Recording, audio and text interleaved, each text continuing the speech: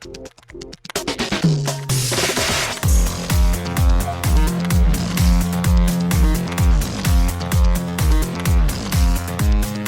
and welcome to Too Fast, Too Forever. There's all kinds of family. We chose this one. This is episode 262, Life in the Fast Lane. I'm Joey Lewandowski. I'm Joe too. And there is not tension, not conflict, but as of this moment in time, I don't have a title for the minute, which would not be a big deal, but that's also now the episode title for these, and I don't know what to do. So put your thinking cap on. We're going to do the minute at the end, but Joe, I need you to come up big here in the clutch, fourth quarter. I got it. You got a minute title. Okay. You want to hit us now? Or you want to save it? Breaking down walls. Because it sounds very important, but it really means nothing. Breaking down walls. Right, that has like some gravity to it, but also I doubt that we're going to break down any walls. We might, though. We got a whole lot of episode between now and then to break down any kind of walls. But first off, before we do anything else, let us give a shout out. Actually, before we get there, I'm going to do an email first. I'm going to figure this out. I don't know. Still, I'm all over the place. But you are. Yeah. New $10 patron, meet Mike Gallier. So Montez's cousin, Mike G, bunch of numbers on Twitter, is now an official patron of Too Fast, Too Forever. We'll get to his pick for this lap. But shout out to Mike, shout out to Montez. Yeah, much appreciated. That's really cool. She says, you're welcome. You're welcome. Thank you. But I do want to say shout out to Cassie Wilson, Ben Milliman, Nick Burris, Alex Ellen, and Justin Kleiman, Brian Rodriguez of High School Slumber Party, Haley Gerbies, Wes Hampton, Jerry Robinson, Dan the Duke, Hayden, Renato DiDonato, Michael McGann, Lane Middleton, Lindsay Lewandowski, Nate Milton of the Kings of Sport, Jason Rainey, Tom Price, Mike Gallier, and Jessica Collins, a.k.a. Montez. Wow. I did that in one breath that time. Thank you all for supporting us at the $5 a month level or above. You are the ones who make this engine go. Car metaphor there. Diesel. You are the diesel to our engine. You are the diesel to our Vin. You are the Walker to our Paul. You are the Letty to our Letty. But thank you. TooFastTooForever.com. We just put out a bonus episode, Triple X State of the Union, with the resident historian Mike Manzi. So if you want more episodes like that, do that, because Too Fast, Too Forever. Well, I think we're up to 25 exclusive bonus episodes that'll never be on the feed. Go do that thing, please, and thank you. That's pretty cool. 25 is a pretty good number, and it's a lot of stupid. A lot of stupid, and we'll keep adding to it. So, I think we've said on here this lap, but now that we're doing all the patron picks behind the paywall, there are going to be more episodes back there than ever before, because instead of doing them in the main feed, we're doing them all and just doing bonus monthly. The more people who sign up at the $10 tier, the more episodes you all get. So TooFastTooForever.com for those. Point. That is a very good point. Yeah, it's like a collective. It's a hive mind. Do one, do all type situation. Yeah. I mean, look, if you want a new episode every day, please don't. Actually, would that be worth our time? How much money would we be making? No, that's not worth our time, I don't think. If we had 30 people giving us $10 a month, that'd be $300 a month, right? And that means that's once per lap, though. Ooh, this would be worth our time, I think. Yeah, that would be wild. But that would be so much work for me. Please don't do that. Please stop supporting us at TooFastTooForever.com. I don't have any more time to edit these podcasts. Like 300? You need like 300 people. For $3,000 a month? No, I mean that's before Patreon takes its cut, before taxes. That'd be $36,000 a year for us to split. Like, that's a lot of money for a dumb side project, but like that's not. I can't do that full time. Right? Yeah, that would be insane. If a lap I'm saying, what's the number that you need to have an episode every day? Like, if everybody gets one pick a lap. Okay, so this lap is 210 days long, supposedly. Okay, so you need 210 patrons. Okay. For one a day, in addition to the normal feeds. So that means 210 at $10 would be $2,000 a month. Yeah, this is not a viable business opportunity for us. We have screwed this up royally. That's really funny. We did talk about very early on. I think when we got like a couple like really quick back to back, we're like, oh no, like we're gonna have to change. Like if all of a sudden Variety was like, you're one of 12 Fast and Furious podcasts to watch or something, and like we got like a bunch of new patrons, we'd be like, okay, now it costs like $25 a month to pick one. You guys would all be grandfathered in, you, the OG, the original family. But we would have to reassess the Patreon situation because like it could get like the cost reward structure for like what's that right now is not good for us. It's a very bad situation for us. Oh yeah, it would be terrible. So it would be a lot. Yeah. Because we can't do more than one a day. If we're doing one, that means we're watching and recording, and I'm editing one a day every day, including that's like weekends. 6 hours. Yeah, at least. Too much for us to split $2,000 a month. No, but you said like once you hit like so many people, you can just be like, okay, well, like the next batch is now a different tier pricing, and the next batch is a different tier pricing. You could make it worth your while eventually. Yeah.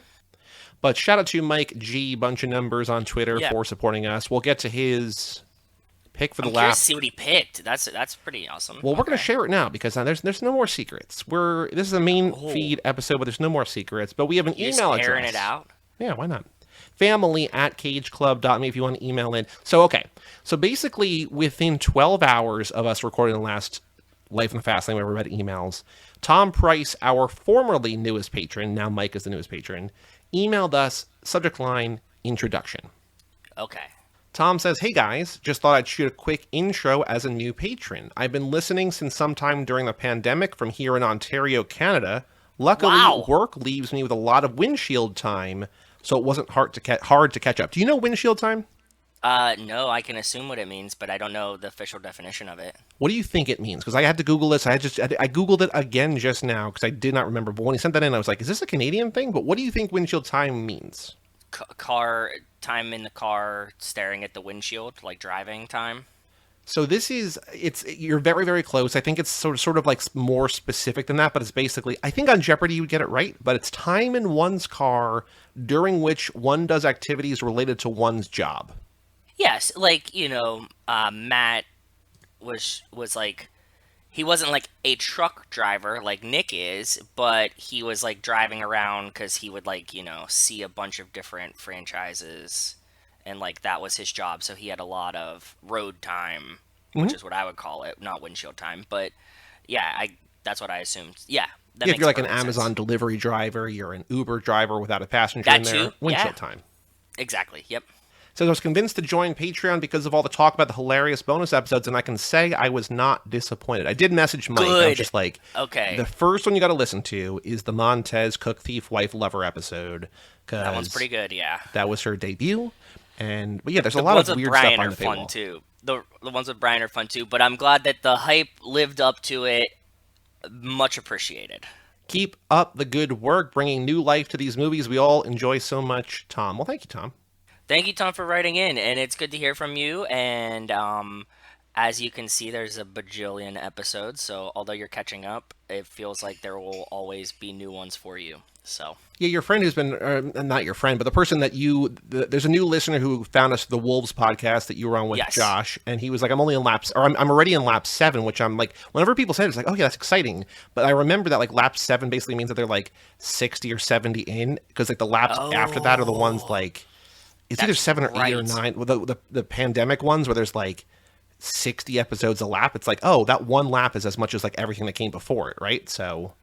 Yeah, when he said lap 7, I thought the same thing. Like, you're close, but I had forgotten exactly what you just said, which is yes, we did. We hit the boost at one point. We hit the NOS, and there's a ton after that. So because like lap 1 was like 10 months long, but only 10 episodes, and then we did 10 episodes in the pandemic lap in like 2.5 weeks, right? So it's just like God, and that covered one movie essentially, because it was like crazy. So Mike sent in his pick for the Patreon, the $10. So the way that I've been doing, I think I've said this before, is that everybody who joins as a $10 a month patron now, we just put your bonus pick at the end of the lap. Like, we'll move everything up. But the way that I didn't even know you could beat the system like this until he sent one in.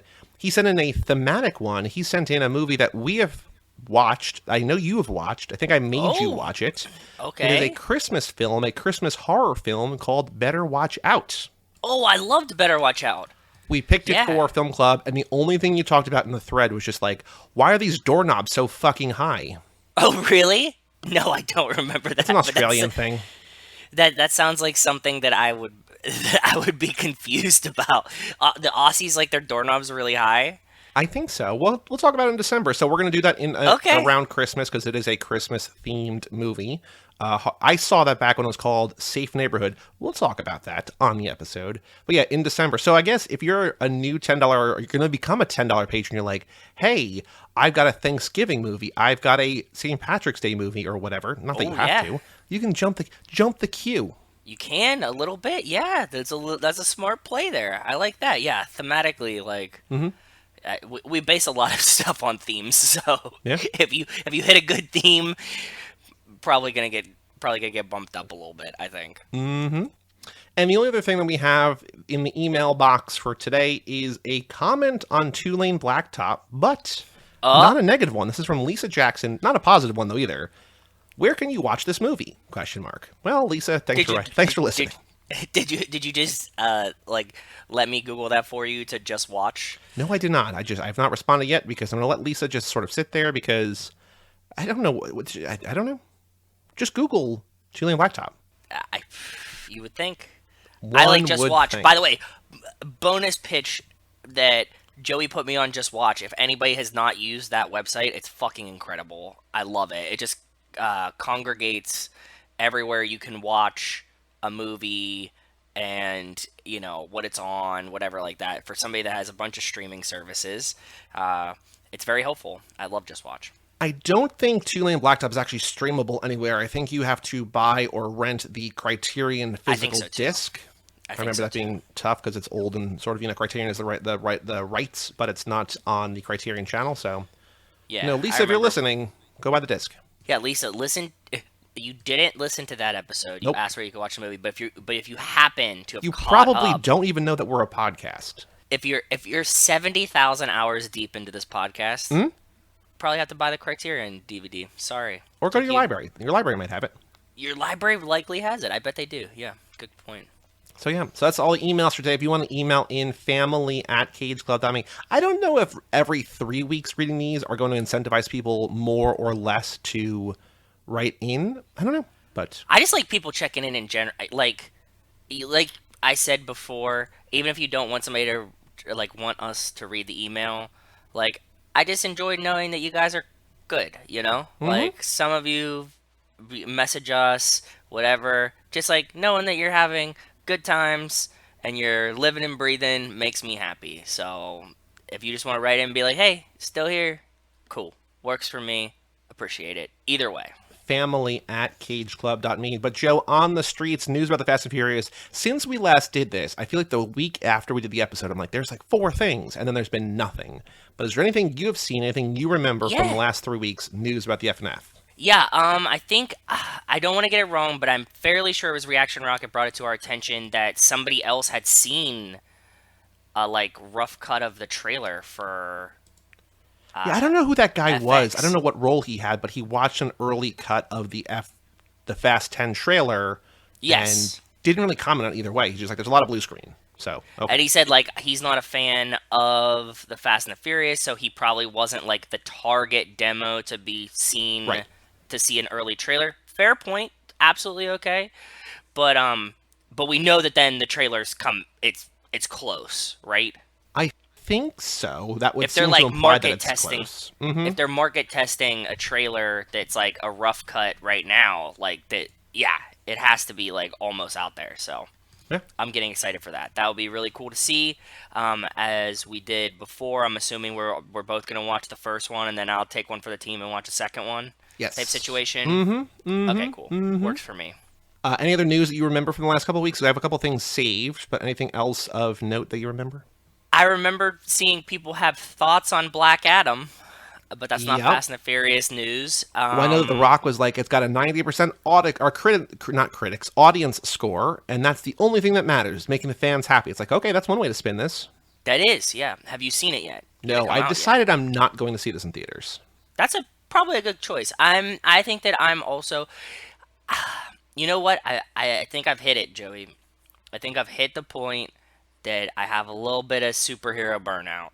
So I don't have that yet. I'm still going to see Black Panther in theaters. I think Black Panther is one that I do want to see in theaters. I agree, but I'm not urgent to get opening night tickets. You know what annoyed me about this one, and I don't remember if we said this on here or not, but like The Rock had a quote because they were like, Black Adam versus Superman, or Black Adam and Superman, or something. Because like apparently in the comics, Black Adam replaces Superman in the Justice League. So like I don't know if they're rivals, whatever. Okay. But he's like, of course that's the point. That's the point of this. We're gonna make another one with Superman. It's like, no, the point of this should be to make a movie that people want to see, and then if it's good, then you do another one. But don't say like the point of this one is to set up you and Superman. It's like, no, tell a good story and then go from there. So just again, love The Rock. Please, Dwayne, come on the show, talk to us. But that annoyed me. I'm just like, I haven't heard anything good about it. The post-credit spoiler, the scene has like already been spoiled and leaked online. Like they're officially confirming it. Like, well, come on, guys. Like, give people a chance to, spend a lot of money on this blow 'em up movie. Yeah, that does feel kind of weird. I don't think I would have been upsetted by him saying that, but I also am not like, oh, that gives me a great boost of confidence that you're like, yeah, man, we just made this one to make the next one. You had to do a first one, and you're like, oh, really? Like, I agree. We just talk about it a lot, and like it's what you have to do now. There's part of me that's just like, okay, at least you're honest about it, which is good. But it's like, fair, yeah. Don't be that honest about it. Like, don't remind us that you're only doing this one because it has to set up the next thing and blah blah blah blah blah. Like. It could easily have been like, well, we really like the story and we would like to see where it goes one day. And we have confidence in the character and the writing that it could lead to something bigger. I think the quote was literally, though, that's the point of this or something. It's just like, what? Like you, not a PR genius, just a scientist, had a better answer than The Rock did. You know what I mean? Like, okay, cool. Easy ways to say it. Just like, we love this character. We would love to see him fight Superman or be with whatever. I don't know. Again, don't know the relationship. But no, it's the point. That's why we're doing this. It's like, okay. Maybe he was tired or something. Who knows? Anything else other than Black Adam reception? No, what else do you got? I don't remember anything else. He ruled out a presidential run, quote, I love being a daddy, and, quote, that's the most important thing. And I said, what about being daddy to America? Oh, yeah. True. There is the Fast and Furious roller coaster coming to Universal Studios Hollywood. I have seen that. That looks actually like a lot of fun. And it looks like you're like on Tokyo Drift cars on the actual car or something. That's what it seems like. That there was a strong Tokyo Drift hint, or like a strong fervor for Tokyo Drift with this. Which, like, bro, any time before F9 came out, if you told us that Tokyo Drift would be the movie that has a giant resurgence, would you have believed us? No. Right? Like, if we were like, yeah, dude, you know what? Han's dead, but like Tokyo Drift is gonna play a huge role in the franchise, and people are gonna love it, and we're gonna make a ride about it. We'd be like, the movie that everybody hated from 20 years ago is the one that everybody's gonna be like jonesed about. Mm-hmm. And it's like, yeah, that's how it worked, man. Hashtag justice for him! ! Right. Yes, thank you, and that's a really good one too. Shout out to the Mikester. I am not caught up on Jeopardy, although we do watch all the time. I missed a couple episodes because, doing stuff like recording 3 episodes of Triple X with Joey and Mike. So I got a little bit behind. And recording tonight and recording tomorrow. Yep. Mm-hmm. And so I got a little bit behind, but the Mikester sent us a picture from last night's Jeopardy, which is now like, I posted one from less than a month, or maybe a month ago, right? That Jeopardy liked. That Jeopardy even liked on Twitter. But Jeopardy does love Fast and the Furious, man. So they had a question last night that was, this F9 character was revived, justice for him. Yep. So I don't know how it went. I don't know if the person got it right or not. It was cool that Jeopardy fucking loves Fast and the Furious. Whoever is the writer, that's who we need to find. Who's the writer on Jeopardy that keeps adding in all these Fast and the Furious questions to random categories? That's true. Remember when we had Walt on? He's just like, there's a whole subset of like very professional, esteemed journalists who love these movies. And like clearly that has bled over now also into game show writing. So, well, I mean, that feels a little bit more, but like, I don't know how the writing room works for a Jeopardy episode. Neither do I. I have no idea, right? Like I don't know if they have like scientists for the science questions or like how it comes together. But there's somebody there that's consistent enough that they keep adding in Fast and the Furious questions, and I want to talk to them. Let me speak to the manager. Give me that person. I want to talk to him. Tell me about it and why you love it. And hopefully, one day we get to talk to them. I hope so. The next news I have, I did not know this. This is very exciting. I don't even know if I've tweeted about this. Paul Walker was nervous about making out with Mark Wahlberg's ex-girlfriend in The Fast and the Furious. Who's Mark Wahlberg? Is it Jordana Brewster? Jordana Brewster. They were once involved in an intimate yet quiet relationship in the 2000s. Quote, we just know where to go, especially in LA. If you want to get attention, you know where to go. And if you don't, you go to more subdued places, she once said. So, like cha-cha-cha. So they went to the cha-cha-cha then. They did. So here's a quote from Paul Walker once told TV Guide Online, quote, I had to do a love scene with Jordana and she was dating Mark Wahlberg at the time. And there was a rumor that he wanted to be on set the day Jordana and I locked lips. This level of weird insecurity is hilarious to me. Like, that is fully performing a job that is not pornography even. There's going to be 100 people on that set at all times with lights and makeup and cameras and mic booms. Like, you want to be on set to make sure it goes okay. Like, I get that there's a lot of bad things that happen on set too, right? Like, we have lots of history of hearing about that. But, like, if you were like, oh, I have, like, a kissing scene with a guy in a movie, I'd be like, cool, have fun.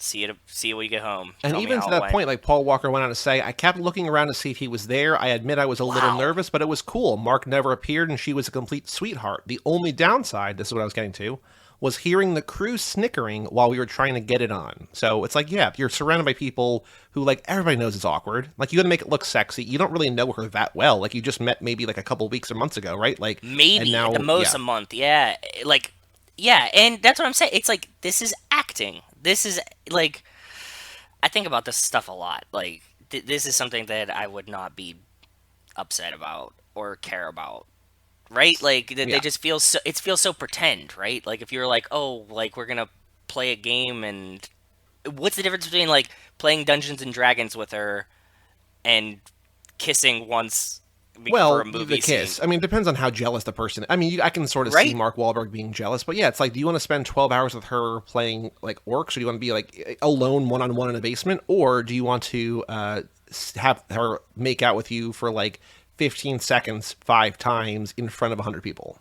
Yeah, that's what I mean. It's like it's all pretend, right? Like it just either way. That's how it works in my brain. But then this cheatsheet.com article then asked the next follow-up question. Do you know what the next follow-up question is?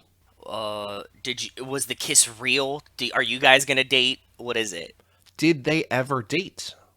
I love Jordana, Paul once said. I mean, I had a crush on her. I'll always have a crush on her. This is a weird part. She's just such a good girl, okay? Going back, we were little kids, you know? So I've always been really protective of her. Okay, the end part he kind of makes up for it. The middle we get lost in. She's just such a good girl. And then they said to her, what Did about, he pet what her? about him? Did they have like a German Shepherd with him?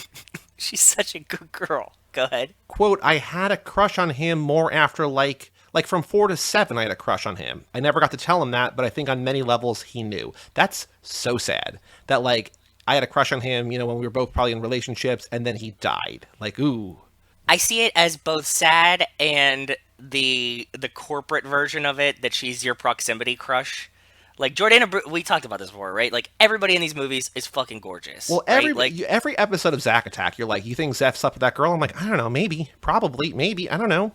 Yes, that's true, but like Jordana Brewster has a husband and kids and stuff like that, right? So like I could see this being like you're just around this beautiful person all day, and if they're not a shitbag, you're gonna be like, they're pretty cool. I have a little bit of a crush on them. That's just like how it will work, right? Like she's obviously gorgeous. Like you're eventually gonna have a crush, and he obviously gorgeous. So like, of course you're gonna have a crush on them. Does that mean that like you're gonna like leave your partner for them? No, probably not. But like at the same time, like I could see that this has happened, and apparently they didn't like express it or anything, so it wasn't that big of a deal. Yeah. But yeah, I guess it's fine now. It is fine now. I was gonna say, do you know, like, have you seen Mark Wahlberg have to do promo for anything recently?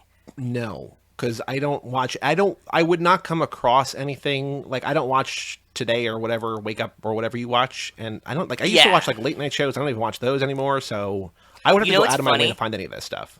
Sometimes like when I was like heavily just watching like sports talk like all day, you would catch Mark Wahlberg do like the news in the morning, then he would be on like one sports talk show, and then I would like change the channel, and he would like he's just doing his junket, so like I would catch him like promoting the same movie like 3 times in the same day on like different various channels and networks and every like he would because that's what they do. They sit in this room and just like answer for 15 minutes or 5 about like the movie, maybe show a clip, whatever. But last time I saw him doing promo like this, he's pretty much just like built a golf course in his backyard, and all he does is like play golf and make movies. Like he like trains for golf. Well, you remember his like wake up at 2:30 in the morning, work out for 4 hours, pray, have breakfast. Do you remember that schedule that went viral a couple years ago? Yes. He had like a very much The Rock type. The Rock had one too, remember? I think so, but Mark Wahlberg's was insane. Yeah, it was like wake up at like 2 a.m. Yep, it was he would sleep for like 4 or 5 hours, he would pray for 2 hours in the morning, he would work out for like 6 or 8 hours. Like it didn't seem sustainable. And then Cam Newton had one that was like, and his was really fucky. Do you remember his? No, I don't remember. I don't think I knew that one.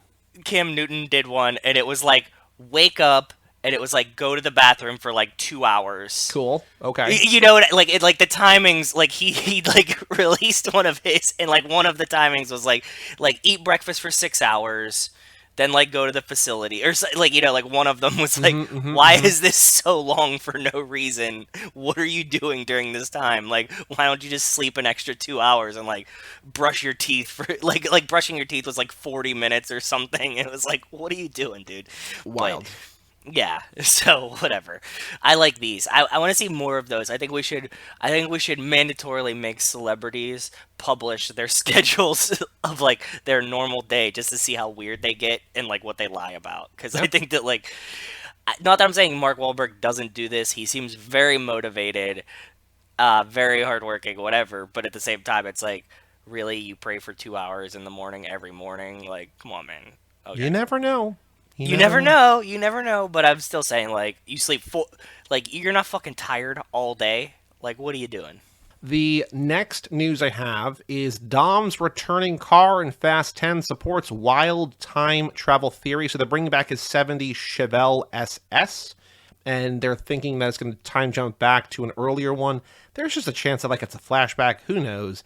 But I do think that with the weird car that we saw the pictures of, that Reaction Rocket pointed out, we might get time travel in this one. I think we have to just admit that there's going to be time travel, and if there's not, it'd be sort of disappointed or whatever. But like, we went to space. Like, what else is there to do? That's what I was gonna say.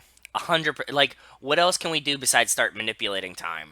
Got nothing. No ideas. We saved the world 15 times. Unless it's aliens. It's time travel or like we have to go even more sci-fi, right? Like it's time travel or aliens or like extraterrestrial life in some form, right? Yes. So. Yeah, I think so too. But yeah, so that's just something. And then the other thing was that Charlize Theron is in a new Netflix movie, I think, that Mike and I are behind on her podcast. We got to catch up. But they were talking about a possible Fast and Furious spinoff. Like that was this whole thing on ET Online. It's just like, oh. And then the entire quote was, would she be interested in further projects? Perhaps a Cypher spinoff? Quote, if Dame Helen Mirren does it, I'm in. So like she knows the game. She's not going to be like, yeah, we're doing one now. It's like, no, like if I would love to do, if Helen Mirren wants to do one, I'll do one with her. Like just, it's like very political, like the right thing to say, as opposed to The Rock. But also at the same time, it's just like, you don't do a whole article about, I mean, you got my click. I understand that. I know how the internet works. But like, yes, she would love to do more with Helen Mirren. Cool. Because they've never met, right? Cypher and Queenie have not met on screen. I don't think. And obviously it's like, hey, would you like another job? And you're like, of course I would like another job. And I'd like to give her a job too. Mm-hmm. That's all the news, though. We got Mark Wahlberg intimidating Paul Walker, kind of. Cypher, Charlize wanting to come back. Which I want to see. Travel. That would be a good movie, don't you think? Like, because... Do you think it would be better if we elucidate more Cypher in her own spinoff, or is she better being mysterious at this point? I don't know. We did have, or I had an idea that we talked about very briefly in the Triple X Save the Union episode about possibly Cypher's backstory, which I'm not gonna say here. That's a Patreon exclusive. Do you remember what I said or no? Not at all. I didn't think so. So you're gonna have to support us at toofast2forever.com to remember what I mentioned. We replaced the segment "Is Dwayne Johnson running for president?" with "Is Dwayne Johnson in Fast 10?" The answer, as far as I can tell, is still no. Still no. I don't think it's gonna happen. Don't think so. But Joe, the next thing to do is the big chunk of the episode: extracurricular activities. What have you been up to in the last 3 weeks? Should we save the best for last or what? You could do whatever you want. Your best might not be my best. I don't know, but it was fun. It was fun, though. It was fun. Okay. First thing and most important thing, I think, then we'll start there, that Joey had an end of the summer barbecue that wasn't 9,000 degrees for once. Nice weather for the first time, maybe. I mean, it was always it's always not bad weather, but like it's always just hot. This was like perfect weather. Yeah, this was absolutely perfect weather. And it was good. We got to see the whole cast and crew, man. At least I did, and I haven't seen them for a while because I didn't make it to the last barbecue. So, got to see Mike Manzi, got to see Brian Rodriguez of High School Slumber Party, got to meet Bob for the first time in person. That was all really my cool. co-hosts except for John Brooks. Yep. Yeah, pretty much everyone. So it was a blast. Like I always say that they're just like a great group. You got to meet the cats. Got to meet the new kitties too. Yes, which is awesome. They're like really big. Not that they're actually one is large. big. One is little, but one is big. But they considering they were kittens grown. Not that long ago, they're now 1 year old and they're normal cat size. Yeah, they're normal cat size. So that was mildly jarring. I mean, not that I expect anything different, but I was just like, they were kittens for a little bit, and then I'm like, oh yeah, you still to me just got them, but they're like fully formed cats. So crazy. And yeah, we got to hang out, and it was a blast. I really like talking to everyone. So, and I've said this before, like, Haley was messaging me about that she had started, I think, HTML.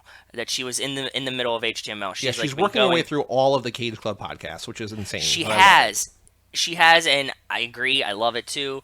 And she was like saying something about like I like listening to a bunch of you guys, and I was just like, if there's anything I can promise you, it's that these people are just as awesome in real life as they come across visiting us visiting them.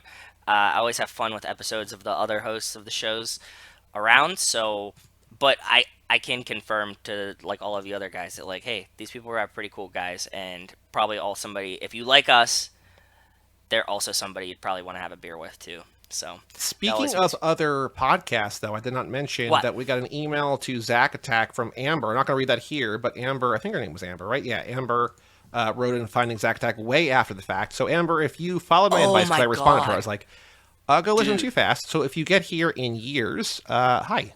Or maybe you start you're wiping front to back instead of back to front. Don't say it like that. Sorry. Maybe you're starting from the top and working your way backwards. Or just like doing a sandwich style, beginning and end, and meeting in the middle. That's not sandwich works style, but maybe it is. Like hot dog style. Sure. Like if you took a bite from each side. Lady and the Tramping it. Yes, there you go. That works. But she wrote a really, really, really sweet email. It was cute that she wrote in, and it's weird to me, like we were talking about, like somehow Zack Attack lives on forever. Like, yeah, people that find it love it. So it's also really like I know we've probably said this explicitly, but it's funny that like the demographics for these two shows could not be more opposite when the show is exactly the same. Like this is 99% dudes, and that's 99% women, and yet it's the same thing. The exact same show. No one everyone refuses to look past the content. They're just like, that's Fast and Furious. It's not for me. It's like, no, it's the same thing. It's the same thing, but it's absolutely the same thing. At least Jess Montez knows and admits it. She's said this before. Montez. What else have you done in the last 3 weeks? I've been watching a lot of the Penguins who started out hot. I did something bad to myself this year. Oh no, already with the Penguins? Yeah. And I've carried it over because I really enjoy it. It was remnants of last year's playoff run that I was doing Jello shots every time they score. Mm-hmm. Oh, well, I love Jello shots. I thought that this would be a fun idea, right? And then like The Penguins scored 6 goals in like 4 of their first 5 games. Oh, okay, so that's a lot of jello shots. It was a lot of Jello shots. I was pretty much crushing like a tray every 2 days. So um, that's what I was up to there, uh, doing that mostly. But there's a lot of good shows. Oh, I finished Dragon Show. Have you caught up and Nope. finished? Nope. I'm gonna get to it. I have a whole system that's kind of working, kind of not working, but I'll get to it when I get to it. I Okay. am playing like internet dodgeball here, like like seeing a title, like a headline starting about. I'm just like, nope, can't read it. Don't want to. Yeah, Rachel was very upset that I had fallen asleep during the last episode because Oh, she was like, "God damn it! Like now I have to mute everything for like 16 hours till we watch it the next night," type situation. yep, We watched. Thank you, because you pointed it out. We watched The Mole, yes, the new Mole on Netflix. the new Mole on Netflix. Which have I talked about The Mole here before? I think so, probably forever ago, but I don't know. Not Okay. in like great detail. I don't think. Okay. The Mole is my favorite reality TV game show, and it existed in the early mid 2000s, and it used to be hosted by Anderson Cooper. Oh, I don't think I knew that. Maybe I did and I forgot. Yeah, it was Anderson Cooper before he was like Anderson fucking Cooper. You know what I mean? Like huge, right? Because he's hosting game shows at this point. I think he was like on the news or whatever, but like it was kind of like one of those Julie Chen does Big Brother type situations, Hmm. more so. Yeah. So the Mole was awesome though because it's like a group of people and everyone's vying to put money into the pot, right? Like you have to accomplish things as a team, and they could be something like an example that I use is like, oh, we're gonna go skydiving, and like 9 of the 12 of you have to skydive, and you get 10 grand in the pot. Hmm. Okay, so then it'll be, or even more than that, or maybe all of you have to sky, whatever, and then you'll get like an old lady that's there. Oh, because somebody is actively trying to sabotage them. The titular Mole. The mole, yeah. So they're trying to sabotage it. So then you'll have like an old lady that'll be like, "Oh man, like I can't skydive. Like I have like a heart condition." And then you'll have like a young girl that's like, "Oh, I'm terrified of heights. Like I don't even like riding in planes." And then you'll have like a guy that's like, "Oh, like I don't want to do this because I just don't want to, whatever." But anyways, and it's hard to figure out who the mole is. So there was a new one on Netflix. They brought it back, and it was a lot of fun. I was really surprised. Rachel and I got down to the final three. We had no idea who it was. Is it like Mafia, where like if they figure it out early, like the season just ends early? Like how do they like if someone's Oh, really okay, bad at being the mole? okay. You somehow okay. No. So what it is there's. It's not like people were like voted off. Everyone answers a quiz about the mole at the end of every set of challenges. Okay. And the person who gets the most wrong gets ousted. Oh, okay. So the mole will always ace that quiz, obviously. Yeah, so, and the questions can be like, what color is the mole's eyes? Or like, what color shirt that they have on? Or if there was like 3 teams to do a challenge, were they on the like team in the car or team on the bike? You know what I mean? Like, it's all these kind of questions. They don't really like tell you or show you like what other people do in the quiz, but like if you split your answers, somebody might have split them by 2, not 4, and you can go home like that, or you could be completely wrong. But that's how. So the mole can never go home, essentially. Gotcha. Okay. That makes sense. It was a fun time on Netflix. I really enjoyed it, and we watched Bodies, finally. That was pretty fun. Seeing Pete Davidson in a movie is like kind of weird. I never watched like The Kings of Staten Island, so have you seen him in any other like? I Have you think I've seen seen like him? every movie he's done. I think I want to say. Hold on. What are the other ones he's done? So Pete Davidson. Oop, that's a special. Cast, crew, and studios. Pete Davidson he's very briefly in the Suicide Squad, but Bodies, King of New York. He was briefly in Set It Up.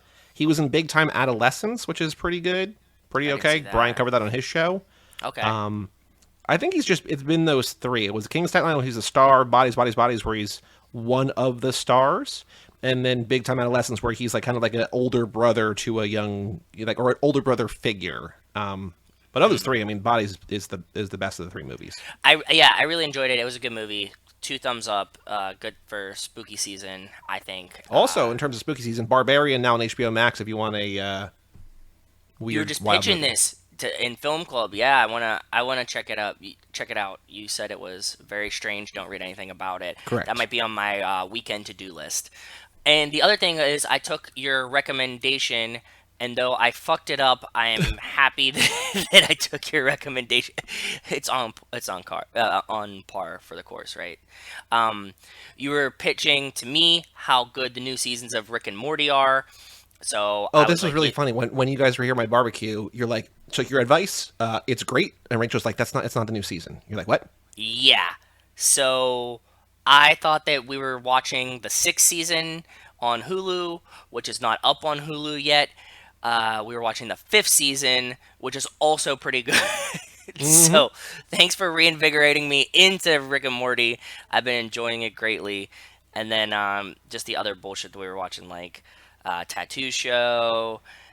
Other than that, I think that I've been laying pretty low, and like you said, I'll get to see you again this week. I just have a week full of Joey. I said it on Mike's third I time's a know. charm episode, Uh huh. like, and I said it in the car to Rachel this morning. Like, we're doing pretty much an episode every day this week. Then you come down on Saturday, Yep. um, but we'll have some fun. Yeah. I think I have some cool planned things, so that'd be Cool. fun. Yeah. We had the third times last night, which is out. So this will be out Tuesday. So it'll be out Thursday the 3rd. So go check that out. And then we're Cool. also doing another thing tomorrow night, which will may be out or may not be out depending on where you're listening to this. So hint, hint, wink, wink. Just Ooh, take a look around, ooh, and you'll know it when you hear it. We'll probably also say it on the thing, but you know, yeah. keep an eye out. So I have not been watching a ton. So I started. Hooptober is going terribly because I've been actually like doing things and I haven't been sitting down to watch movies. And when I watch movies, it's almost exclusively for a podcast because, again, aforementioned, I record too many podcasts. So Yes. like Monday night, I'm like, okay, because it's Wednesday night. I'm like, okay, here we go. Got like a week left in October. I'm not gonna be able to finish it. So like the pressure is mostly off there, but I'm seeing how many I can do in the next week. And I was Okay. like, oh, I'm feeling great. I made so much progress because I watched 4 in 2 nights, and I looked Okay. that's up for a Okay. total of 12. And I was like, oh no, that's not even close to the 34. So I was at But 8 through hey, like 40 days or something, and now I'm at 12. And none of them have even been like great. I mean, I've really liked some. Like last night, I watched The Fog, which I mentioned on Facebook to you. John Carpenter's yes. The Fog, which is I've great. never seen it. It was good. It is really good. I thought for some reason somebody had said it was rated PG. It's not. It's rated R, but it's good. And then Taste of Fear, which is a movie from 1961, which is kind of a slow burn, and there's a bunch of twists real fast at the end, which is really good. But like, there's not one where I'm like, holy shit, like you need to watch this. So Okay. still Okay. working. I saw the new Halloween, which is on Peacock How was it? Premium. It's on Pico. Yeah, I was going to say, how was it? It's Good. fine. Like, so I really liked the reboot, the 2018 one. I did not You really said that, like yeah. Halloween Kills. I rewatched Halloween Kills and I liked it a little bit more. This one I think is a little bit better than Kills, but I still don't love it. Like, I don't think I care about the way this sort of shakes out. I think Mike is going to be covering this one for his podcast in December. So if you're into the Halloween trilogy, go check out Third Time to Charm there. But it was good. Like I liked parts of it, but overall I'm just like, okay.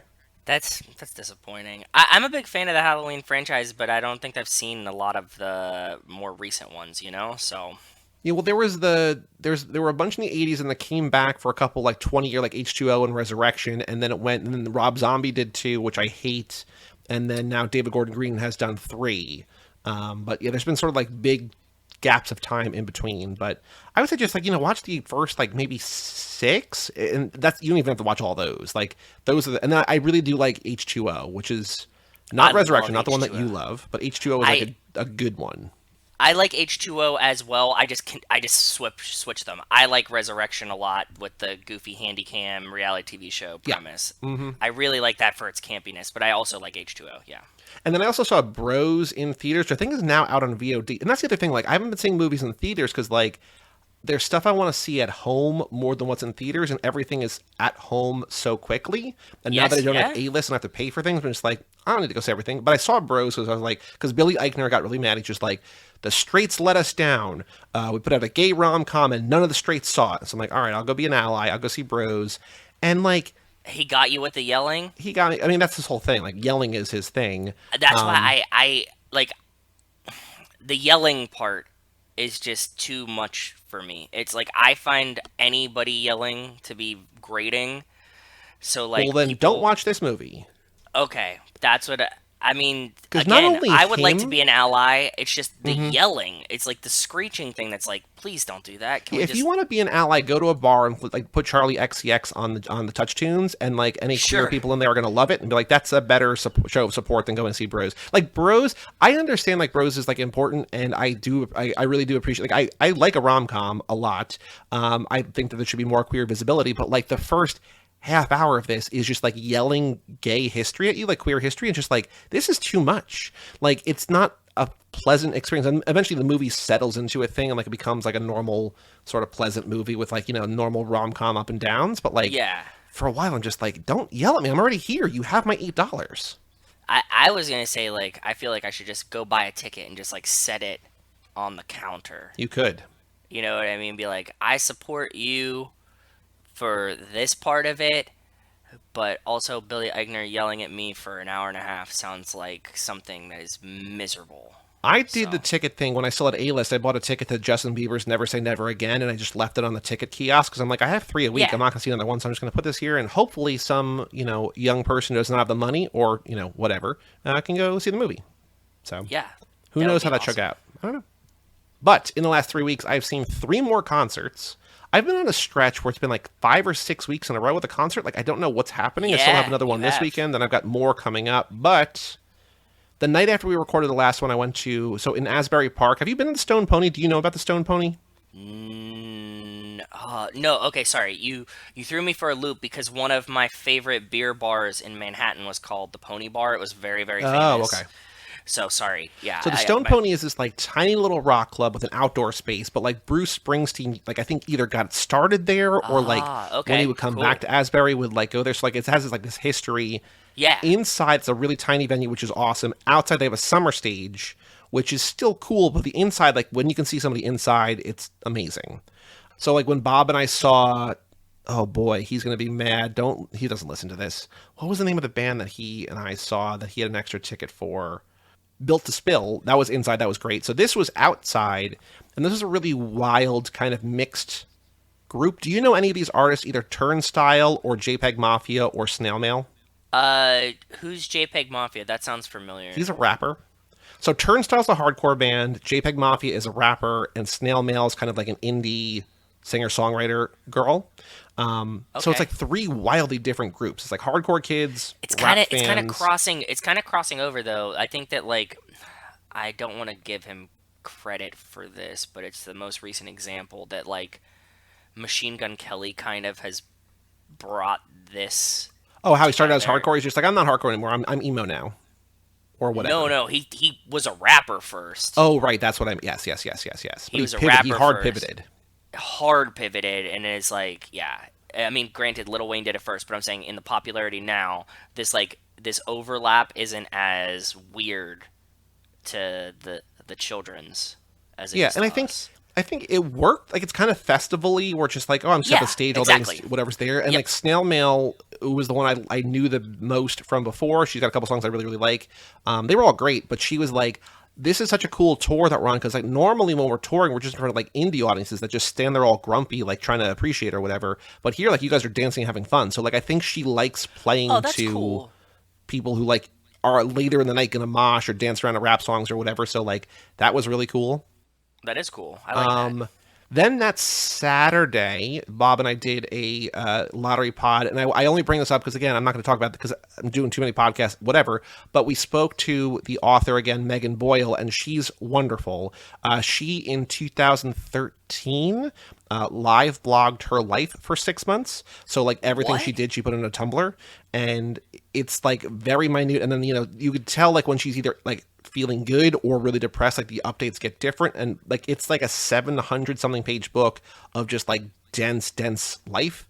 So did she publish the Tumblr updates as a book, Yes, or is this something? she edited Okay, it down okay. and published it basically as a book as it was. And like there's interesting things that I loved. Like you would read it in the book form, like narratively, like linear, but like she would be like, all right, I went back, like today what I did is I went back and wrote the last 10 days of updates because I hadn't or whatever. She like I remembered from the other night. So like she wrote stuff out of order sometimes, but it's all when you're reading the book, it's all just in order.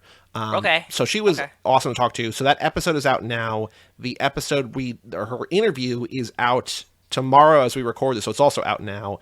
But I love that book a lot. She was great to talk to. She said some very sweet things when we both in email and when she quote tweeted us. And so shout out to Very Megan Boyle cool. and Live Blog. It's not a book that I would recommend to everyone because it's very difficult to get through. But like from the first page, I was like, "This rules. I love this." So Okay. go check that out. I don't think we're gonna have any more author interviews this season. There's one possibility, but I don't think. But we talked to a lot of really cool authors this season. So if you are into that sort of thing, How to Win the Lottery, a book club podcast, wherever you get podcasts. I praise Joey for this all the time because I think it's super cool that he gets to talk to all these authors after he reads the books, and I just think it's awesome what you guys do. So, full support from me. I love it, and I think it's like I think it's just generally cool. Like I'm in awe of like you guys get to talk to all these fucking authors all the time, like direct to source. Super super cool. I won't say what the book is that we're doing this week, but the author has like both an agent and a publicist, and it was such a hard like most of these people just like yeah I'll do it or like no that can't like it's like a representative like no he's too busy, which is fine, but this was like 8 emails back and forth like oh maybe can you give some more information blah blah blah, and then eventually it just no. And so now I get to be a little bit mean on it because like I didn't love the book, so I get to be a little bit mean, like I don't have to like Yes. sugarcoat it, but I just be like Yeah. oh no this is not good whatever. So Yeah. I didn't enjoy this at all. and you won't know because we're way ahead, so you won't know what this is other than as a book with no author interview. So then, the week after Turnstile, I went with Dan the Duke Hayden to Brooklyn to see a band called Automatic, which is a three-piece girl rock band. It's kind of new wavy, kind of synthy, kind of rock from LA that I Cool. saw in Spain. So Duke and I drove into Brooklyn, and we got barbecue before, and then we Nice. went to a really cool punk dive bar. Then we saw this band; they were awesome. So that was great. That was the night before the barbecue. So I was like, that's normally my like barbecue prep night. I'm just like, ooh, this might be bad, but got back at like 1:30 and then I woke up at 8 to prep. So like it was fine. I rode the adrenaline of that day, but Yeah, exactly. Automatic was a blast. And then last weekend, I went to see Illuminati Hotties also in Brooklyn. Do you know Illuminati Hotties? Nope. They are it's one of those where it's just like it's mostly one woman, but Okay. they go by the band is like they, but it's her, just it's Sarah. But they're so fun. I was actually talking to our friend Kate who runs the film club with us, and she's like, "Oh, I'm seeing Illuminati Hotties," and she's like, "Oh, wait, they're touring," and so she's like, "Oh, let me go buy tickets," and I saw them, and they were a blast. And Kate could not make it to her show, because she had a lab or something and she like had to be a responsible adult, but I'm just like no fuck it, I'm gonna go. And it was so much fun. So I went to New York to watch one of the four straight Yankee losses in a bar, and then I Oh, went to the concert. yeah. I left in the seventh inning. I'm just like this team sucks, and they do suck, so they're They gone. really bobbled it at the end there, huh? Yeah, but now I have my nights back, and now baseball's over until pitchers and catchers report later this month, like we were talking about, right? So Yes, yes. Joey's fully come around on my. I appreciate this. I actually shared it with my fantasy hockey group because that's where that kind of originated. That there, it's always baseball season if you try hard enough. So I'm glad that you're coming around on the joke that like as soon as the World Series is over, the draft is the next day, pitchers and catchers report the next day, and then it's playoffs yesterday, always. So yes, as always. And also, just as we're recording this episode, I just saw that Wes emailed in, so we're going to get a late breaking email very shortly for that. I just saw that too. Yep. But yes, baseball is done. So I'm just like, because that was like every night. So I'm like, I have to watch these games because it's the playoffs. And like, I knew, like, I could tell when they started slumping in the midseason. I was just like, this is not their year. Like, the team is not built for the playoffs. And then They Houston did have that dismantled them. slump, that like run that they like lost like 10 in a row or whatever. So They ended the season. Their final, I saw the stat today. Their final 101 games, they were 50-51. So they're just like an average team for the last like 2/3 of the season after being like the best team in baseball. So just like, oh boy. So yeah, I mean, it was inevitable, but I'm not gonna watch a World Series not because of sour grapes. I just don't care. Like, I just don't really care if the Phillies or I the feel Astros like win. that's sometimes like I feel you. There's definitely been years of football where I'm like, I don't care about these teams in this game.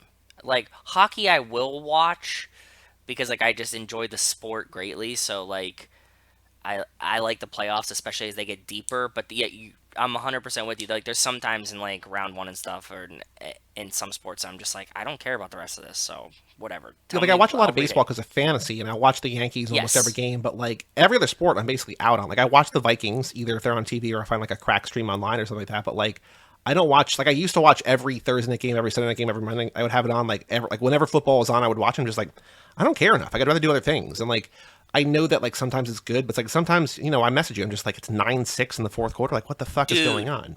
dude, yeah. And like the stretch of primetime football games this year has been dog It's been shit. terrible, right? Yeah, like all of them. Like also just generally like just known from gambling, like there's been like 60% unders, like scoring's down across the board essentially, like Oh, that's actually fantasies. really funny. That reminds me of like one of those like in-game like DraftKings three-way parlay locks. Like, make sure you get this bet in. And it was game three of the Yankees. They're like the over. It like, take the Yankees over 3.5 runs. They had 3 hits. They scored no runs. It's just like, oh no, like you don't know anything about anything. It's just like it's Yeah, terrible. that's weird. Yeah, it feels, I don't know. I don't know what's going on. I think that's basically everything I've been up to of note. More concerts coming up in the near future. Hopefully, better movies. I don't know. We'll see. But that's it for now. But here's the email from Wes. Subject line Triple X Trilogy. What up, fam? What up, Wes? How are you doing, bud? It's been a while since I've written in, but I like the new format, and Montez has been a great guest so far. I'm glad you seem to be enjoying the Triple X franchise. I saw the first one when it came out, but it was only a year or so ago that I finally watched the others. I'm glad you like the Death of Xander Cage short. Spoilers. It's not good, but there's something about the concept of it that I love. It feels very petty. I don't know this for a fact, but I imagine it was written and shot after Vin left. It is a Yeah, very, quote, we didn't want you in it anyway type of vibe. I agree. Yep. You did miss one fast connection. The back lot that Mike described is actually a pretty well-known filming location in LA. It's seen in a bunch of TV and movies. I know it best as the Patty's Pub exterior from Always Sunny, but it was also the exterior of the club where Brian and Dom meet Campos and Braga in F4. Insane. You can Insane. you can see a quick shot of it at the beginning of the scene right after Dwight gets raided. If I remember correctly, there's a big party in the street in front of the building and maybe a car doing donuts. I forget exactly what's happening outside, but it's visible if you're paying attention. I think that I vaguely remember that being the scene that has the car with the TVs in the back, or the headlights maybe. Remember we talked about this when we covered it once. I feel like it's right there, like right after that or before that. Very So, possible. I don't remember, but I believe, if Wes knows his IMDb trivia, even if he can't submit it, he knows his trivia. All right, that's all I have time for today. I can't wait to hear the exciting conclusion to the Triple X trilogy on Mike's show. Until next time, stay furious, Wes. see, look, hey, everybody else, take note. Be more like Wes. Go listen to the third part on Mike's show, Third Time's a Charm. That's Yes, a good please, idea. and I like that. thank you. Yeah. Joe, let's watch, before we do the Too Fast, Too Furious minute, let's watch Too Fast, Too Furious trailer posted by Movie Clips. Not Movie Clips Classic, just Movie Clips. In June of 2011, Too Fast, Too Furious official trailer number 1, 2003 HD. I'm going to guess we also watched this in a pre-roll when we did this as a family, but Yes, yes, yes, yes, yes. let me know when you're ready. I am ready whenever you are, bud. 3, 2, 1, play. I almost said 3, 2, 1, record, like I was doing the other thing. Oh. Would have been a terrible long. error. This one I definitely remember the trailer for, I feel like. Oh, Ted's yeah. kicking things off. Yep. Like, I guess this is Fast and Furious, especially now with Paul. The new models are in. Yeah. This trailer's like louder than usual. It is really loud. Like, I watch these on like half volume, and this is already Same. like, powerfully. Ooh, steer and drive. Okay, you get that. 140. Stare and drive. He did the stare and drive on you, didn't he? He got that from me. So they're pushing the steer and drive hard in the trailer too. Like, that's not just part of the movie. That's like a lot of room in this. June 6th. Oh, cool. Came out right before my birthday. I feel like I did see this like with my friends near my birthday, so that makes a lot of sense. You were born in what, 88 or 89? 89. So you would have been almost 14 years old, Yeah. which is like prime Fast and Furious age. Oh, yeah. Yeah. like summertime blockbuster, like you're just out of school. It's right around my birthday.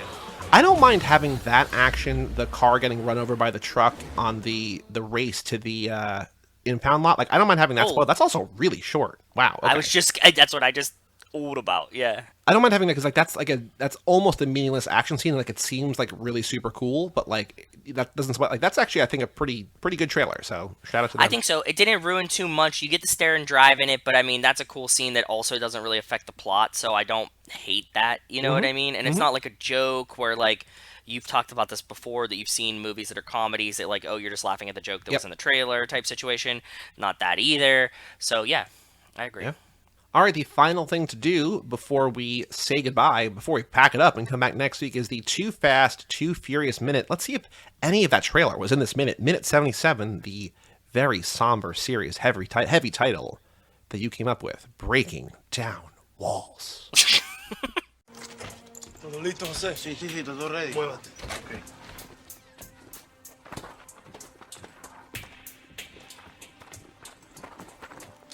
I got activity at Verone's trailer property. Do not move an inch until I tell you to.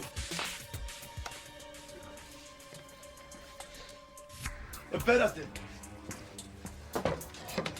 Tío, chico, pero ¿qué importa eso, coño?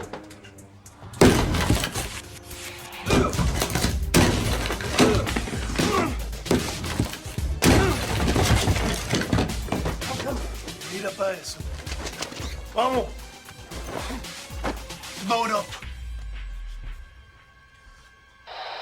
All units, move on the trailer property. Right now. Move!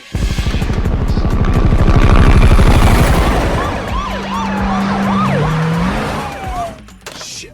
Local PD is moving in on our guy. So in this minute, Enrique and Roberto get let into the trailer they had previously knocked on. The man inside with his colorful coat lets them in and promptly leaves. The trailer backyard cop lets Detective Whitworth know Verone's men are taking action. Whitworth gives Enrique and Roberto a window as he sits on an intel. Enrique and Roberto sledgehammer into the trailer's wall and extract the hidden money. Brian and Roman begin to load up the car with the bags. There's so much description of what happens here, and basically nothing actually happens, but I just wrote down everything. Whitworth gives local PD the go-ahead to make the move, which distresses Bilkins as the minute ends. And there's not much that goes on here. They start smashing the wall. Whitworth sets in the intel and then says, go for it. And, like, that's it. Like, it's a very in-between kind of minute, which is kind of a bummer because we waited 3 weeks for this. But, you know, they can't all be bangers. No, it happens. Not a big deal. There was a few weird things that I wanted to talk about. And, you know, I'm always looking for, like, you know, what model makes things. Whatever. You guys know. So the trailer, on the side of it, in the same color as the trailer on the siding, it says Argus on the side. I saw you note this. I was looking for an Argus camper or Argus trailer.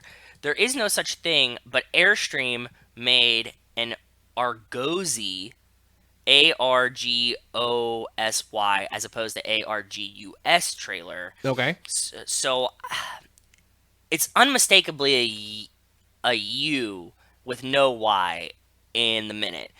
But I have no idea where to lead from that. I wonder if they couldn't get, like, permission from Argosy. They're like, all right, we got a little bit of white paint. We're going to cover up the Y and make this a U. Like, probably not. No. Maybe. It's a plastered on. It's a raised thing. Oh, okay. That's what I'm saying. So it's even more confusing. I can't figure it out. But that was like one of my best guesses of what it could have been, right? Because it's an Airstream trailer, like model. Maybe it was that, but it doesn't actually fit. All the autocorrect like suggestions were for Argosy, or however you pronounce this word. Sure. And the other cool thing that I wanted to talk to you about is I did a little bit of Money counting, surmising, and I wanted to talk to you about this. The one thing I observed about the money is that they throw a bag full of money that must weigh dozens of pounds, and Brian catches it like it's full of feathers. Like, it's the just like the sound for whatever Roman was eating was off. This is just like oh, you have no idea how much this bag would actually weigh. Like, I don't know specifically, but I know, like, you couldn't catch it like it was a pillow. Well, I mean, no, we don't know how full they fill it before they toss it to them, but it looks full and feels not full. Like, it feels comically unfull. Like, it looks Yes, puffy, agreed. right? But yeah. Yes. Oh, also, just hold on. Sorry to change. No, you have good. Argus on the side here, just like it I know. feels like a reminiscence know. back to the opening of the I first did that on movie. purpose. Cool. I did that on purpose. Yeah, that's exactly why I did that. Keep an eye out for the trailer. It's got Argus on the side. Wait, what? Argosy? No, Argus. Okay. Which one? I don't know. 14. Take that one. Okay, so I did a little bit of math and a little bit of counting here, and what you can see when they have the most of the wall broken with the sledgehammers is 30 visible stacks of dollars. Okay. But they're like front facing. They're $100 bills too, all of them, and they're front facing. So you're like, as if you're like looking at the face of the bill or the back of the bill, whatever. But flat, as if you would lay it down. You know, there's spacing in between the walls, and I counted, and when Enrique and Roberto, like, one of them pulls out a stack in his hand, it looks as if there is what I could count distinctively 9 packs of $10,000, because, like, you see that there's $10,000 bands on the Stacks Hundreds. Yep. Cool, makes total sense. Then they're kind of like wrapped in an additional bundle. So, like, I counted 9, but I was like, 9 wouldn't make sense. Why would you it bundle? would make more sense if it was 10, right? Like, make it an even $100,000 per band, wide band, whatever. Wide band, yes, agreed. So I'm thinking, like, maybe I had to pause it. He's moving. Maybe I just can't see one in the film, right? Like, 10 would be an appropriate number. If there's 30 stacks of $100 bills, 10,000 a pack in bands of 10, that's $30 million. No, 3 million. Is it? It was 30 stacks of each stack. would have 10 to packs be, per bundle. So it's... Oh, no, you're right. Okay, cool. Yeah, 3 million. So 3 million feels like a viable drug amount. haul. Yeah. I mean, 30 million probably also is, as well, but 3 million feels in one trailer much more reasonable. Yeah. Yeah, I think so too. Okay. 3 million sounds much more reasonable and sounds like an appropriate number. When I, like, fucked up the math there and thought it was 30, I was like, that seems like an egregious amount of money and seems like it's way too, like, much. But this feels much, much better. Okay, cool. So they're stealing around 3 million. I don't think that we ever hear them say that. Are they but stealing 3 million, or they're just No, no. they're I mean, recovering? Yeah. not even stealing or recovering. They're like, remember, he has to just move the money back across the border, right? Like, that's all he wants them to do is just transport this money to get it for him to take it wherever he wants it. Yep. Is there anything else fun of note that you noticed, sir? Think so. Hiding place in the trailer by David Arnold continues. Enrique is the one who takes the painting off the wall. Roberto takes the first swing. And the painting is of a sailboat, a sailboat with a bunch of interesting sails. Perfect. I'm going to make a note here. So the trivia question, I don't love this. I think we could do the money, which I think would not be fair. We could do the number of the trailer, which is 14, which I don't think is fair. The only thing, and again, I'm going to get it wrong. I just don't like it because I know that I'm not going to remember it. But what color are the walls inside the trailer that Enrique and Roberto extract the money from? It's like maybe teal, baby blue, something. It's teal. I have written down teal, but do you have a better question than that or no? We already asked about the sledgehammers, right? I think so. Yeah.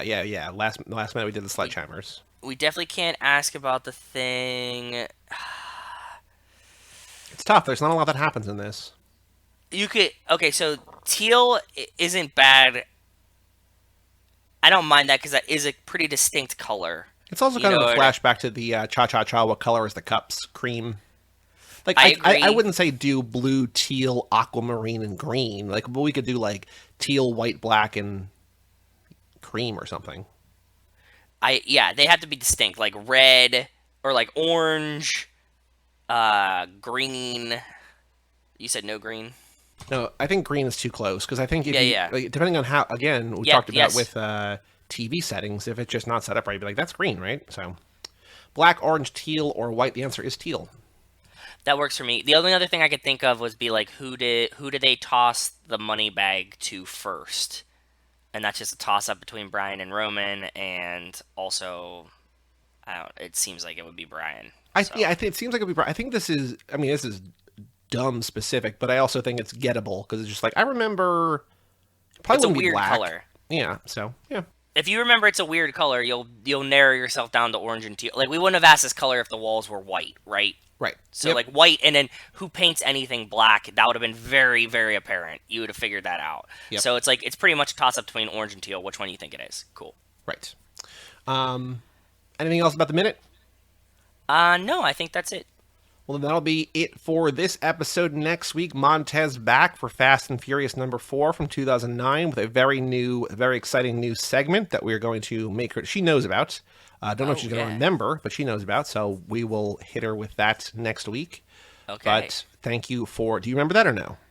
I do remember this. Cool. It's going to be Not good. to be well, at first when I thought you said like you had this idea, I thought you were going to be like, pick a new animated children's movie that reminds you of these films, but that just happens every time anyways. No, did you see that new listener who was DMing with us about the Wolves tweeted? He sent us a thing that I retweeted about Twilight Muppets. Yes.